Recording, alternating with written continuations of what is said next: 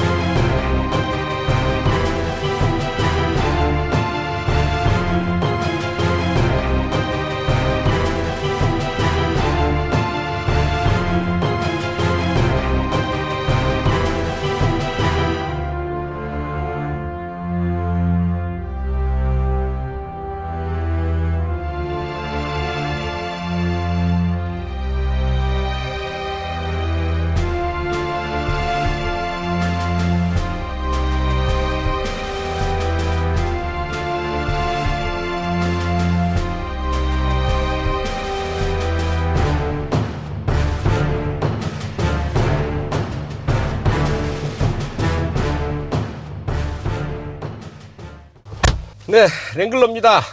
많이 다르죠. 일반 세단은 물론이고 보통의 SUV와도 많이 다른 실내외 모습을 간직하고 있습니다. 디자인 먼저 보실까요? 지프의 원형 디자인을 잘 간직하고 있습니다. 라디에이트 그릴, 7슬롯 그릴이라고 하죠. 그리고 그 양옆에 원형 헤드램프, 뒤쪽에 사각 리어램프, 그리고 각진 스타일, 거의 수직으로 배치된 프런트 윌드 실드, 이런 부분들이 지프의 전통적인 그 모습을 잘 간직하고 있는 그런 모습입니다. 게다가 아주 노란색, 원색으로 보디 컬러를 택했죠. 눈에 확 띄는 그런 스타일입니다.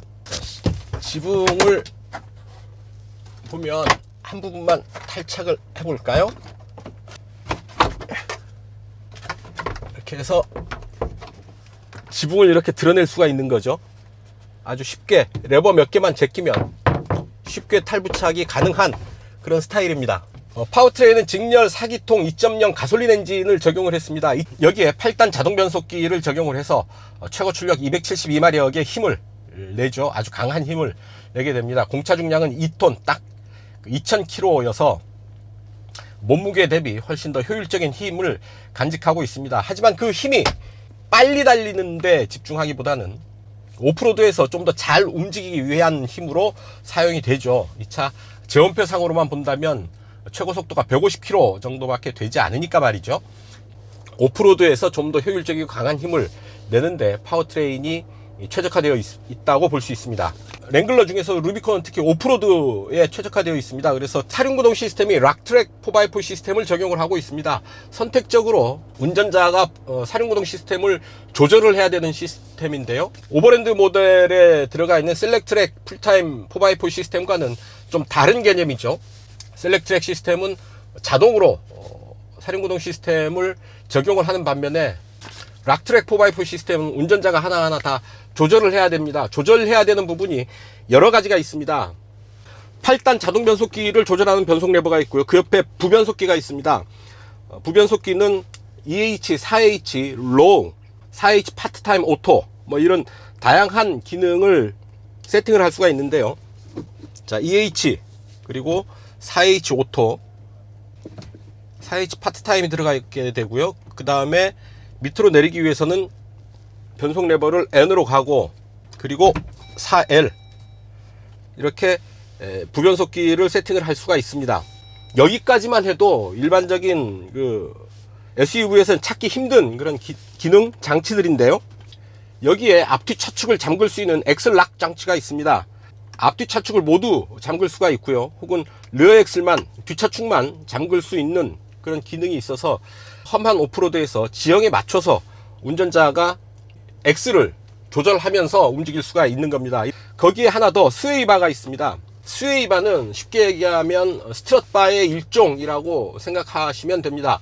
이 부분을 풀어버리면, 스웨이바를 풀어버리면 좀 더 넓은 폭에서 타이어가 상하 운동을 하게 되죠. 좀 더 길게 내려올 수가 있게 되는 건데요. 좌우에 움직임이 아주 큰 데에서 이를테면 바위를 기어 오른다든지 할 때 스웨이바를 풀어버리면 타이어의 상하 진동폭이 좀 더 넓어집니다. 좀 더 커지는 거죠. 그래서 험한 길에서도 타이어가 좀 더 자유롭게 움직이면서 그런 험로를 움직이게 될 수 있는 거죠. 일반적인 사륜구동차는 도저히 엄두를 낼 수 없는 길을 랭글러는 거뜬하게 움직일 수 있는 이유가 바로 이런 그 사륜구동에 특화된 이런 기능들이 있기 때문에 가능한 일입니다. 특히나 이 차는 숏 휠베이스입니다. 휠베이스가 짧은 모델입니다. 투도어 모델이고요. 그래서 온로드에서 여러가지 그 전후좌우 진동에 약한 그런 구조이지만 오프로드에서는 오히려 휠베이스가 짧음으로 해서 접근각, 이탈각, 그리고 여각이라 그러죠. 앞뒤 타이어 사이에 걸쳐지는, 쉽게 얘기해서 배가 걸쳐지는, 배가 닿는 경우가 거의 없습니다. 그래서 접근각, 이탈각이 크고요. 그리고 배가 닿을 위험이 훨씬 더 덜하기 때문에 오프로드에서 아주 자유롭게 움직일 수가 있게 되는 겁니다. 지프 랭글러는 특히나 오프로드에 최적화된 모델이지만 그 중에서도 특히 투도어 셔틀 베이스 모델이 좀 더 자유롭게 오프로드에서 움직일 수 있게 되는 겁니다. 휠 베이스가 길면 아무래도 중간에 배가 닿아버리는 위험이 크죠. 셔틀 베이스는 그럴 위험이 좀 더 덜합니다. 그렇고요. 자, 이제 스티어링 휠 한번 볼까요? 자, 하나, 둘, 셋, 약 3회전 정도 합니다. 3회전인데 유격을 바짝 당겨서 보면 하나, 둘, 셋, 거의 3.5회전, 3.6회전까지 넘어갑니다. 그리고 유격이 적당히 있죠. 완전히 돌려서 살짝 풀면 여기까지 돌아가죠. 약 반바퀴 정도의 유격이 있는 겁니다. 이 정도의 유격이 있어서 오프로드에서 이 유격은 상당히 융통성 있는 주행을 도와주거든요. 유격 없이 빡빡한 핸들은 온로드에서의 어떤 조향 성능에서는 좋을지 모르겠지만 오프로드에서는 이 유격 없는 조향은 상당히 피곤합니다. 흔들흔들 거리면서 넘어가야 되는데 이런 그 유격이 있어야지 바퀴로 전해지는 충격을, 쇼크를 어느 정도 타이어가 소화해내면서 부드럽게 넘어가는데요. 유격이 없으면 그런 부분이 거의 없어서 상당히 피곤하게 됩니다. 그런 면에서 이런 그 유격에서조차 이 차의 성격을 잘 짐작할 수 있게 되는 거죠. 대시보드는 거의 수직으로 세워졌고요. 그래서 프론트 휠 실드에서부터 이 대시보드가 거의 수직으로 세워져 있는 형상을 하게 되죠. 프론트 휠 실드는 그래도 랭글러 치고는 많이 숙여진 그런 스타일입니다. 공기의 흐름을 조금이라도 덜 받기 위해서 약간 숙여 놓은 그 프론트 휠 실드라고 하는데요. 그래도 역시 수직에 가까운 앞창이라고 얘기할 수가 있죠. 오프로드답게 운전석에도 이렇게 손잡이를 만들어 놓은 부분들 눈에 띄죠. 자, 센터 페이시아에는 8.4인치 유커넥트 터치스크린 모니터가 들어와 있습니다. 여러가지 기능들이 이 안에서 작동을 하는데요. 여러가지 앱들을 선택을 할 수가 있고요. 조수석, 운전석과 조수석 히팅 장치도 있고 프로젝션 매니저도 있고요. 자주 사용하게 되는 부분들은 이렇게 드래그 앤 드롭 방식으로 내려놓을 수가 있습니다. 오프로드 페이지가 있는데요. 오프로드 페이지를 보면 이렇게 롤과 피칭 각도를 보여줄 수가 있죠. 드라이브 트레인, 앞뒤 차축에 락이 되어 있는지 안 되어 있는지, 조향각, 스티어링 각도, 스웨이바가 연결되어 있는지, 부변속기의 세팅은 어떻게 되어 있는지를 보여줍니다. 오프로드에서는 이런 부분을 보면서 움직이는 게 상당히 중요하겠죠. 터치의 느낌도 좋고 터치에 대한 반응도 빠릅니다. 그 밑에 공조 스위치, 열선 시트, 그리고 스티어링 휠의 열선, 에어컨, 오토스톱, 엔진 스타트 스톱 시스템도 들어와 있고요. 스크린을 끌 수도 있습니다. 그리고 힐 디센트 컨트롤인데요. 사륜구동장 상태에서 언덕길을 내려갈 때 브레이크를 밟지 않고도 정해진 속도 이내에서 저속으로 내려갈 수 있는 그런 기능입니다. 투도어입니다. 쇼틀 베이스죠. 아주 성격이 분명한 모델입니다. 오프로드의 왕자죠. 오프로드에 최적화된 모델입니다. 그래서 온로드에서는 어떤 모습을 보일까? 아무래도 편안한 승차감과는 어느 정도 거리가 있죠. 롤링 피칭에 약하죠. 휠베이스가 짧기 때문에 조그만 흔들림에도 앞뒤 좌우로 흔들림이 클 수밖에 없는 그런 구조를 가지고 있습니다. 온로드에서 움직일 때 아주 차분하게 착 가라앉는 그런 느낌을 받기는 힘들고요. 게다가 이 차는 지상고가 높습니다. 차 높이가 높은 데다가 최저 지상고, 로드 클리어런스도 높아서 상당히 무게중심이 높게 세팅되어 있는 차죠. 흔들림에 취약할 수밖에 없는 구조를 가지고 있다라는 얘기죠. 왜 그렇게 만들었느냐? 무게중심 좀 낮추고 최저 지상고도 낮게 해서 도로에 착 달라붙는 그런 밀착감을 가지면 좋은데 왜 그렇게 높게 만들었느냐? 오프로드에서 잘 달리기 위해서 그런 거죠. 나는 오프로드에 최적화되어 있다. 그렇기 때문에 모든 구조, 구성, 기능이 최고의 오프로드 성능을 확보하는데 맞춰져 있는 겁니다. 지금 온로드에서 약 80km 정도로 달리고 있는데요. 그렇게 썩 편안한 느낌은 아닙니다. 대신에 좋은 거는 또 차고가 높기 때문에 시야가 멀리 있고요. 주변을 달리는 다른 차들을 내려다볼 수가 있습니다. 좀 세상을 내려다보는 그런 느낌? 17인치, 75 시리즈의 17인치 타이어도 살펴볼 필요가 있는데요. 75 시리즈면 상당히 편평비가 높은 타이어죠. 하지만 승차감이 좋지는 않습니다. 타이어의 발톱이 많이 살아있죠. 역시 오프로드에서 그립을 최대한 확보하기 위해서 타이어도 오프로드용 타이어를 사용을 하고 있습니다. 그래서 이 차 온로드에 크게 기대를 하지 않는데요. 그래도 온로드를 달리는데 크게 제한을 받을 이유는 없죠. 도로 상태가 좋은 곳을 오프로드가 달린다고 해서 크게 불편함을 느낄 건 없습니다. 다만 승용차만큼 편하지는 않다라는 얘기죠. 약 80km, 90km 정도로 달리는데요. 타이어 노면 소음이 좀 올라옵니다. 직렬 4기통 2.0 터보 엔진을 적용을 해서 8단 변속기가 물리죠. 그래서 272마력의 힘을 내고는 있지만 빨리 달리는데 집착하지 않습니다. 제원표상의 최고속도 150km, 시속 150km에 불과하고요. 크루즈 컨트롤 시스템이 있습니다. 시속 100에 한번 맞춰보죠. 시속 100에 맞춰보는데요. 8단에 한번 물려보죠. 물려보면 약 2000에 살짝 못 미치는 정도의 RPM을 보여주고 있습니다. 7, 6, 5, 4,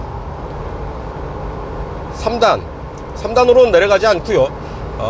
4단 4500rpm 구간에서 RPM을 운영을 합니다.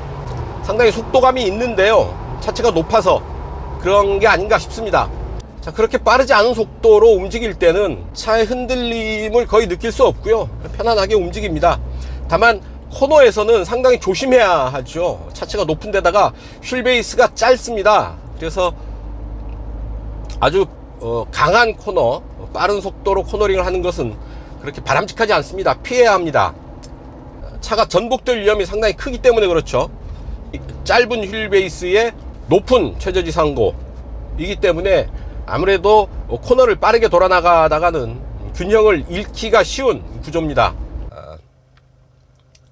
신호 때문에 멈춰 섰는데 엔진 시동이 딱 꺼집니다. 엔진 스타트 스톱 시스템을 적용을 하고 있어서 그 연비에도 제법 신경을 쓰고 있다라는 얘기죠. 자, 그래서 온로드에서 느껴보면 다른 차들의 한 90% 정도 수준에서 온로드의 느낌을 받을 수가 있습니다. 승차감도 그렇고요.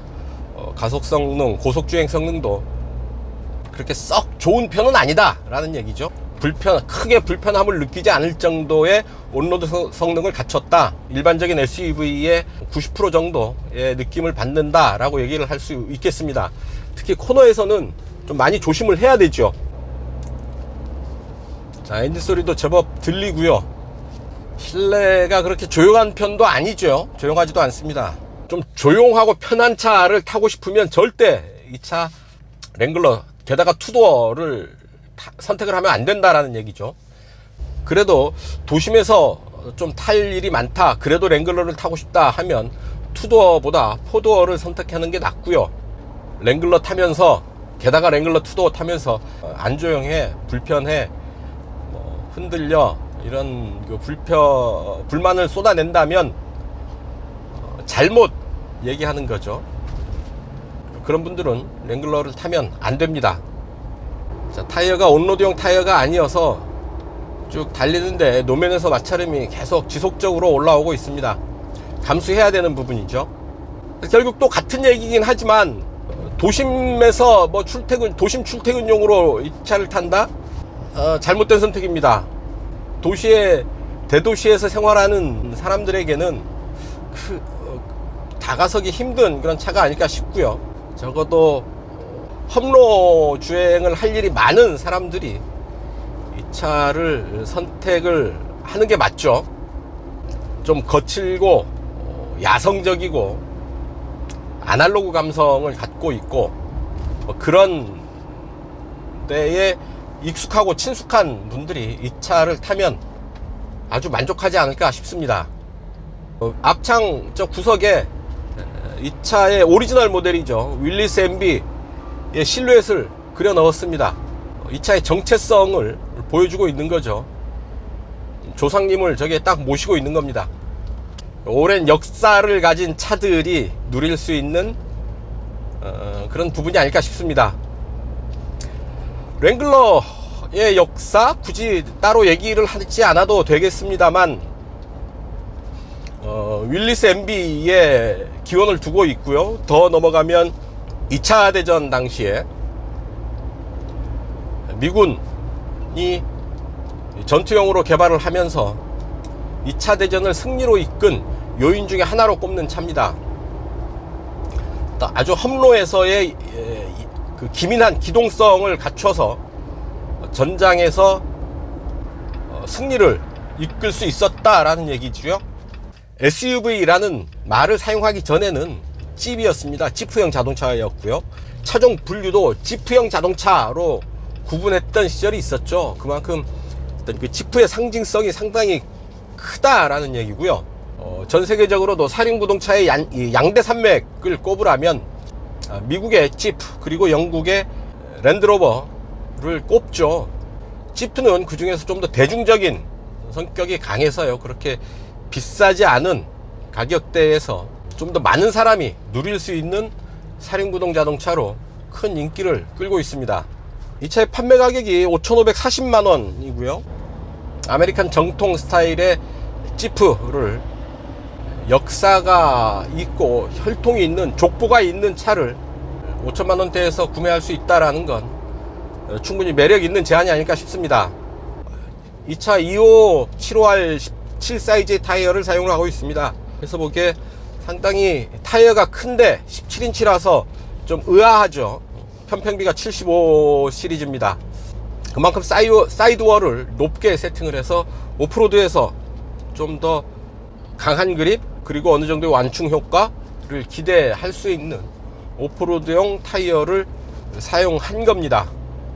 차가 높은 데서 오는 좀 역설적인 부분, 같은 속도에서 좀 더 빠른 속도감을 느낀다라는 얘기죠. 엔진 소리가 그렇게 조용하지도 않습니다. 그냥 굳이 실내로 들어오는 엔진 소리를 굳이 막을 생각도 없어 보이고요. 그런 거친 부분들이 오히려 이 차의 매력입니다.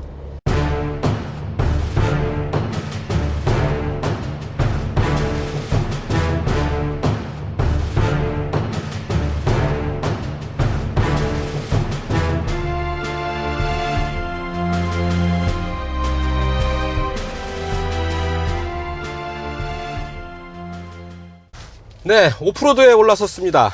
부변속기를 일단 4H 오토로 놓고 가시죠. 슬슬 움직이면 노면 상황에 맞춰서 구동력을 배분을 해줍니다. 운전자가 굳이 부변속기를 따로 이것저것 만질 필요는 없는 거죠. 차가 알아서 앞뒤바퀴의 구동력을 배분을 해주는 겁니다. 본격적인 오프로드에 올라서는데요, 속기를 4H 파트타임으로 옮겨 놓습니다. 아직 앞뒤 엑셀은 잠그지 않았고요. 뭐 제법 험한 길이지만 랭글러가 움직이기에는 힘들지 않은 그런 길입니다.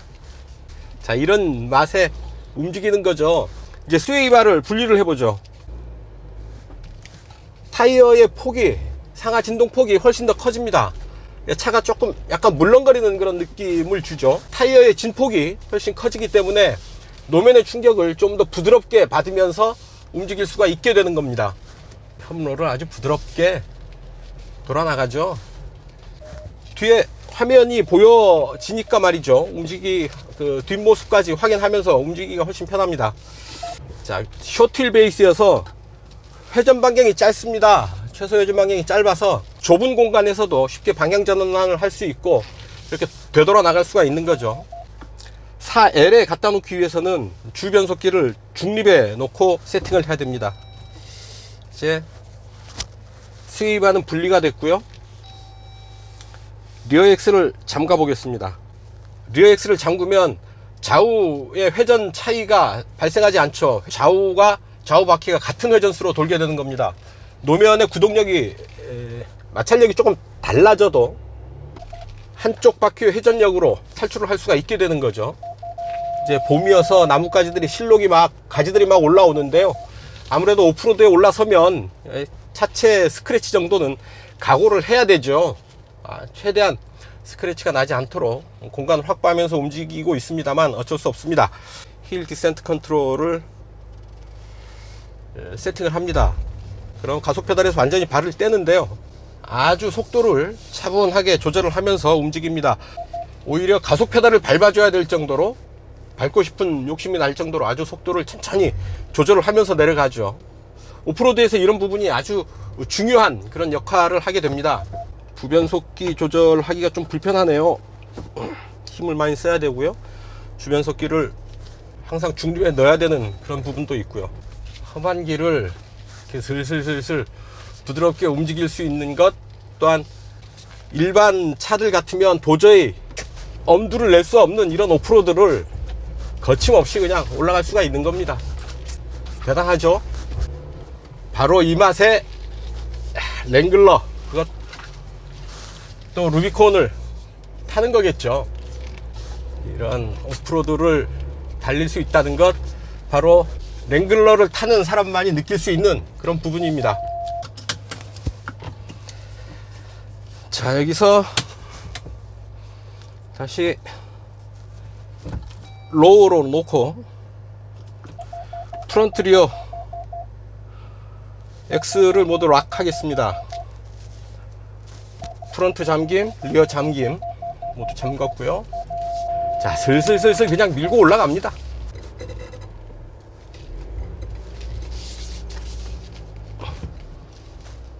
자, 언덕을 올라가는데요. 자, 오, 잘 올라가죠. 20도 넘게. 마치 앞에만 보면 하늘 꼭대기로 올라가는 것 같습니다.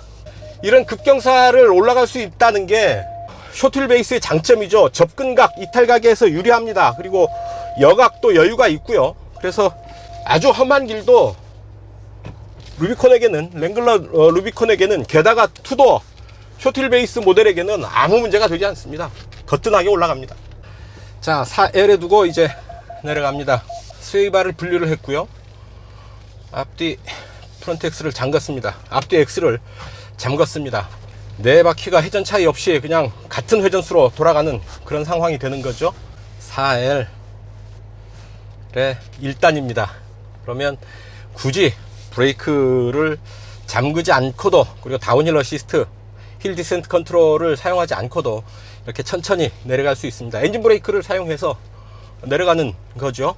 이런 험로를 여유 있게 움직일 수 있는 것, 험로에서도 자유롭게 움직일 수 있는 것, 바로 진정한 오프로더 집 랭글러, 특히 투도어 모델이 오프로드에 더 강하다는 걸 여실히 느끼고 내려오는 길입니다. 바로 이 맛에 랭글러를 타는 거겠죠. 랭글러를 타는 이유가 바로 여기 있습니다. 보통의 자동차들은 엄두도 내지 못하는 길을 훨씬 더 폭넓게 움직일 수 있다. 운신의 폭이, 움직일 수 있는 폭이 다른 차들에 비해서 비교할 수 없을 만큼 넓다라는 걸 여실히 증명하고 있습니다. 거친 오프로드를 얼추 거의 다 내려왔습니다. 차축을, 앞뒤 X를 모두 잠그면 타이트 코너 브레이킹 현상을 만날 수가 있는데요. 핸들을 완전히 꺾어서 움직일 때 마치 관절이 부딪히는 그런 소리가 납니다. 관절이 꺾이는 그런 소리가 나는 거죠. 이른바 타이트 코너 브레이킹 현상이라는 건데요. 앞뒤 좌우의 차축, 앞뒤 좌우 바퀴 간 회전 차이를 극복하지 못하는 겁니다. 차축이 잠겨 있기 때문에 전후 좌우 타이어 간의 회전 차이가 극복되지 못해서 거칠게 마치 브레이크를 잡은 것과 같은 그런 현상이 일어나는 거죠. 오프로드 상태가 좀 좋아졌으니까요. 4H 파트타임으로 올라갑니다. 아주 여유롭게 이런 반 시멘트 도로 포장길인데요. 이렇게 오프로드를 주행하고 난 뒤에 이런 포장도로를 만날 때 아주 즐겁죠. 반갑습니다. 이제 고생 끝.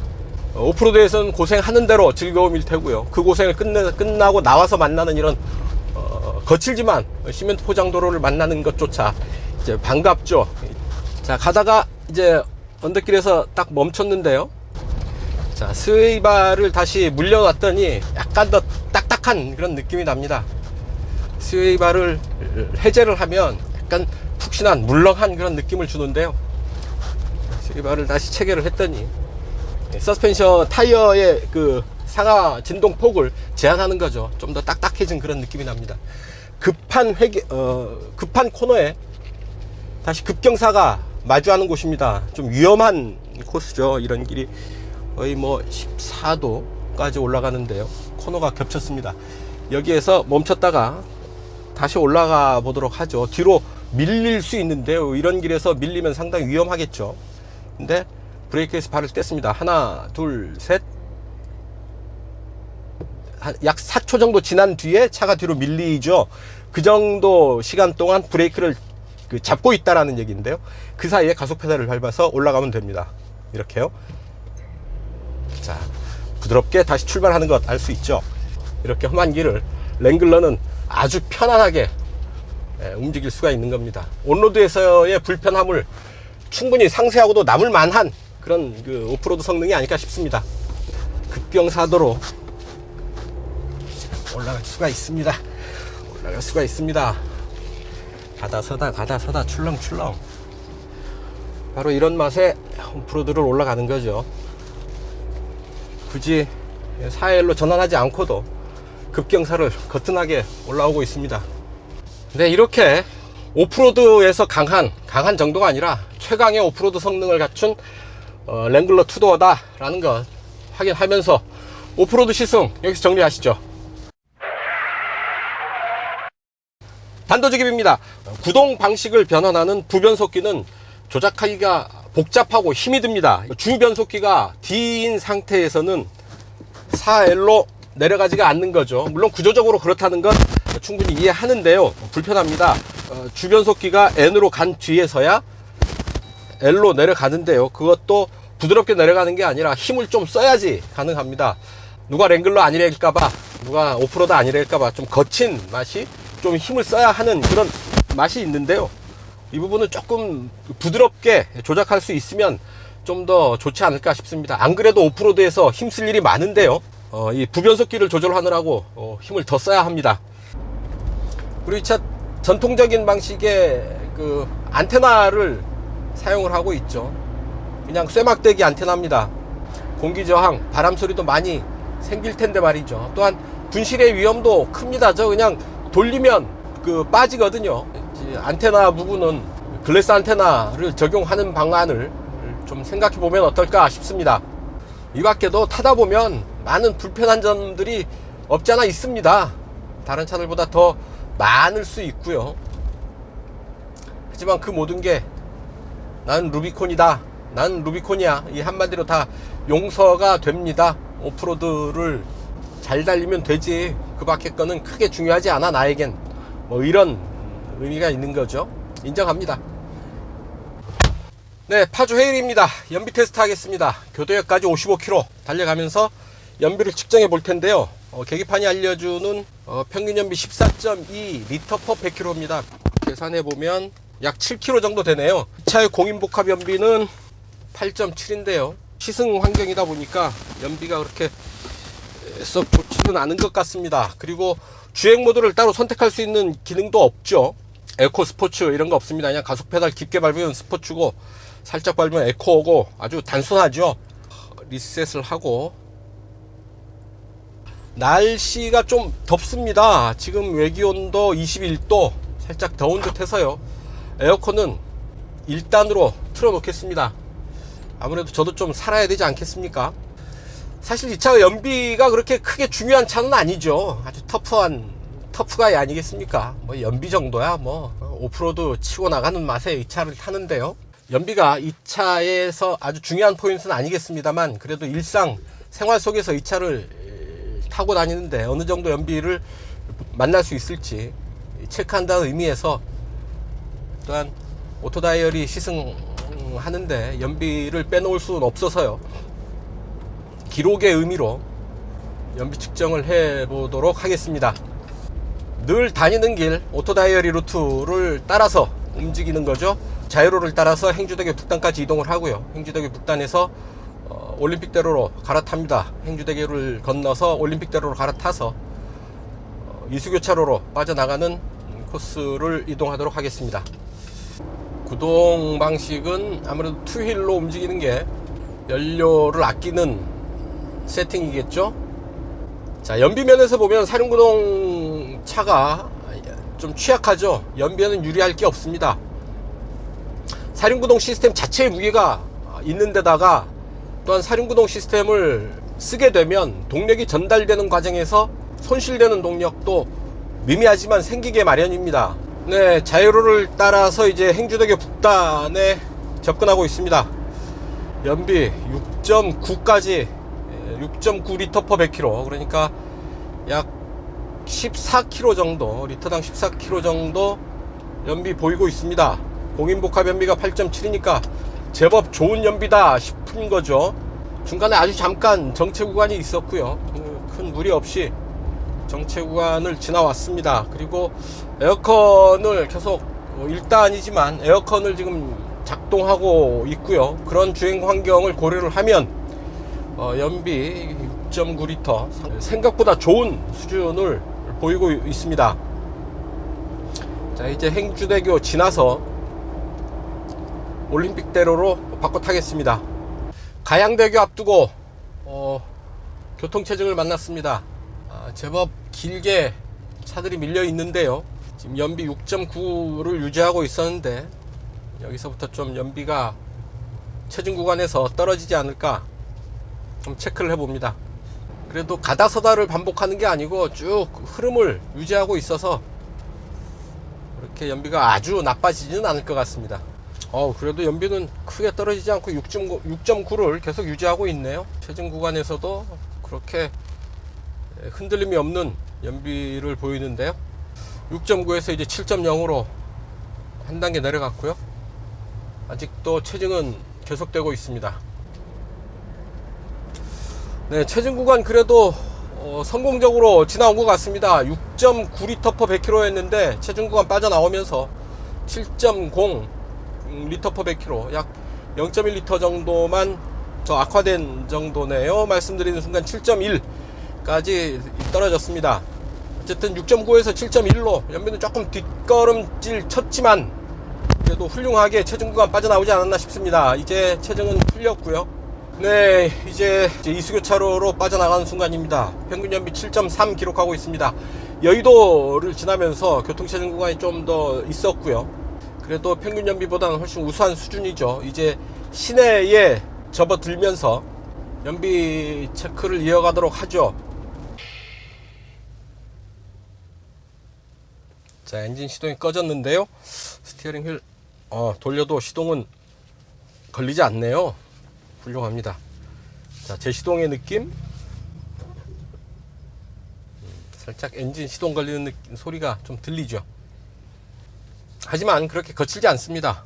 상당히 터프가이인 줄만 알았더니 연료 조절을 잘 하네요. 연료 효율도 그렇게 나쁘지 않습니다. 섬세하게 연료를 아끼는 그런 면도 가지고 있네요. 의외로 소심한 면을 보는 듯 합니다. 네, 이제 마지막 순간 교대역 내거리에 도착을 해서 신호대기로 멈췄습니다. 끊죠. 연비 7.9리터 퍼 100km 기록을 했습니다. 12.6이네요. 리터당 12.6km 가는 연비를 기록을 한 겁니다. 이 차의 공인복합 연비 8.7가 리터당 4km 정도 더 가는 연비를 보인 거죠. 뭐 연비 신경 안 쓰고 막 움직이는 터프가인 줄 알았더니 이렇게 또 세심하게 연비 관리를 하는 면도 있다라는 얘기죠. 역시 랭글러도 연비는 운전자하기 나름이다 라는 것 말씀드리면서 연비 체크 여기서 마치겠습니다. 네, 지금까지 랭글러 루비콘 투도어 시승을 했습니다. 오프로드에서 날아다닙니다. 거침없이 움직이는데요.